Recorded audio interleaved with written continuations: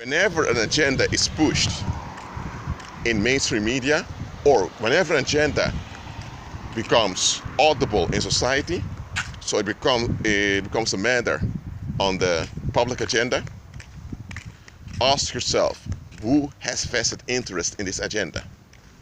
If there is a movement going on to ban all arms, to prohibit people from carrying arms, ask yourself who is invested in that movement. Now, I'm not taking sides in this gun legislation debate that's going on in the United States. Okay? Just realize the following. If there is an agenda going on, people are pushing for something, why are they pushing for it? What's behind it? What motivates them? And don't only use this approach when it comes to big things that are going on in society. Also use it when it comes to quote-unquote small things with people you encounter. For example, let's say that there are people in a community that, let me say like this, they have a lot of cash at home. They don't use banks that much. Then one day, a law was enforced on the provincial level or on the state level that rent could only be paid through a bank transfer. So you couldn't go to the landlord anymore and say, here's the money. And in the beginning, the lawmaker said this is to guarantee the safety of the renters. Because in the past it happened that people paid a landlord because the landlord couldn't stand them. The landlord pretended if he didn't receive any money. Such things happened in the past.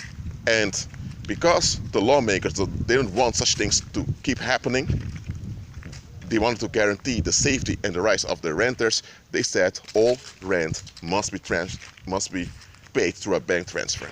Then there is evidence it's paid and no landlord could take advantage of people. So the motivation for this legislation was correct. Who in the right mind would not want to be protected as a renter? I mean, you work from 9 to 5, then you need to pay rent, and then you pay the rent, and then you may have to get out of the building because you haven't paid while you did. Nobody wants to go through that, especially if you have a family living with you and you have a family to take care of. So people agreed with the legislation because people saw the benefits of it. But there were opponents to this legislation that said that it was a very bad idea. Now, in the beginning, everyone in that community was thinking, what are you talking about? Or are you part of those, or are you on the side of those evil landlords who take advantage of people? But that was not the reason why people were against it. Let me explain why people were against it. Because in that community, there were criminals who wanted to rob the people. And those criminals were part of some satanic cult. And there was a politician that was also a member of that satanic cult. And that politician was involved with those criminal gangs. So that politician, who used to belong to a youth gang when he was younger, wanted to help him out. So by coming up with this legislation, this politician, he made all people fill in forms about their income. Because everyone was obliged to get a bank account, and though to the law, when you have a bank account, you need to give up what your income is and all of that.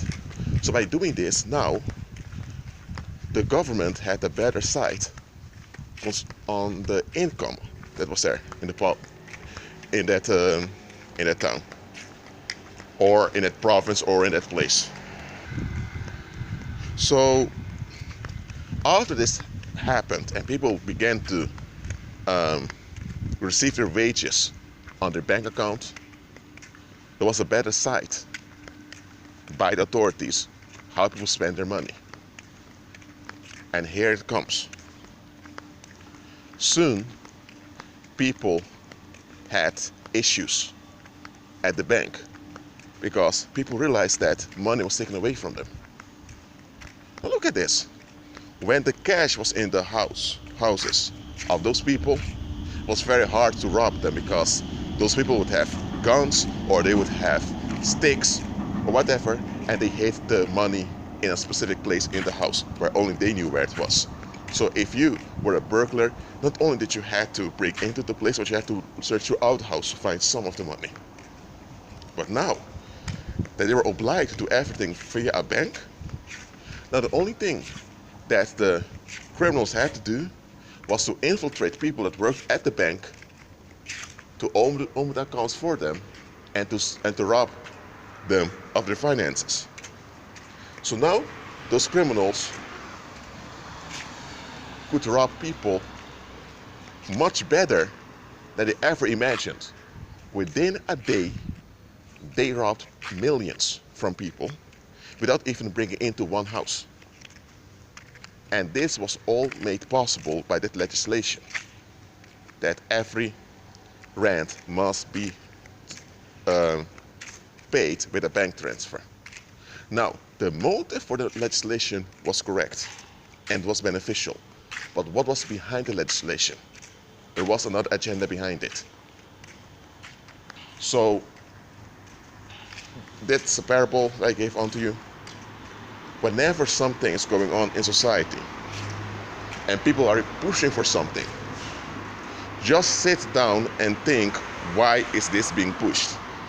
For something to be pushed, it means that there are people that really want it. And those people want it bad enough that are willing to face a fight with people that don't want to hear about it. So if they're so serious about what they want, why do they want it? And if there are people that want it, but they don't realize there's an agenda behind it, then you know that there is a big agenda behind it, because when people are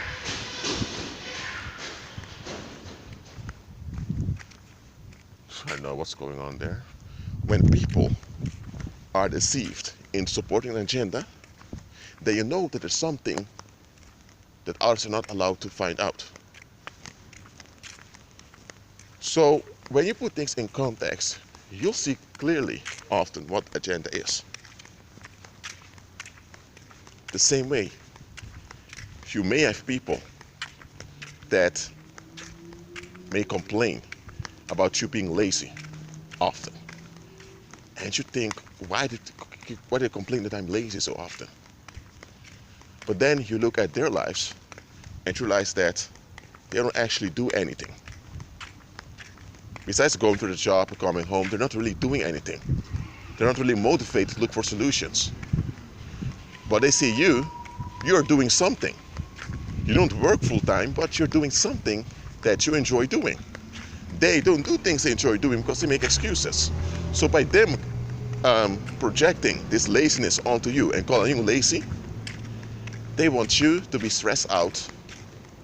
They want you to stop doing what you are doing, which is developing your talents and gifts, so that they're not confronted by their own inactivity. So it appeared as if people were complaining that you were lazy because they wanted to motivate you to not be lazy, but you weren't lazy to begin with. They were the ones who were lazy, but they didn't want to face it. Look, some agendas are a bit complex, so you need to just relax and pay attention closely to find out what's going on. And then there are agendas who aren't even that hidden, but just obvious when you just examine the situation. You just have to read through the lines. So remember what I said about sometimes vacant recruiters for companies. They put out a vacancy with unreasonable or impossible requirements. But when you read those vacancies carefully, you'll find out what they're really looking for, but that they don't mention specifically.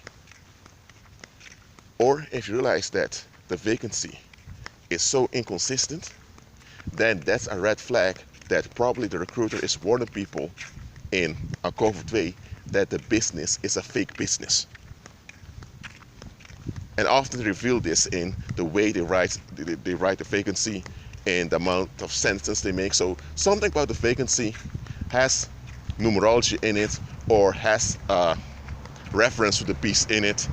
And due to that, you can see that it's a fake business. So people who have knowledge of which language will read that vacancy and they will instantly recognize, oh, I'm not applying for this job. Because indirectly, this vacancy reveals onto you that once you get a job, you'll be in trouble. That's how it goes. So don't just look at the surface of things. Look beyond things. Look at the context, what's going on. Look at the timing. Well, that's it for now. Keep agreeing with Christ. Be at peace.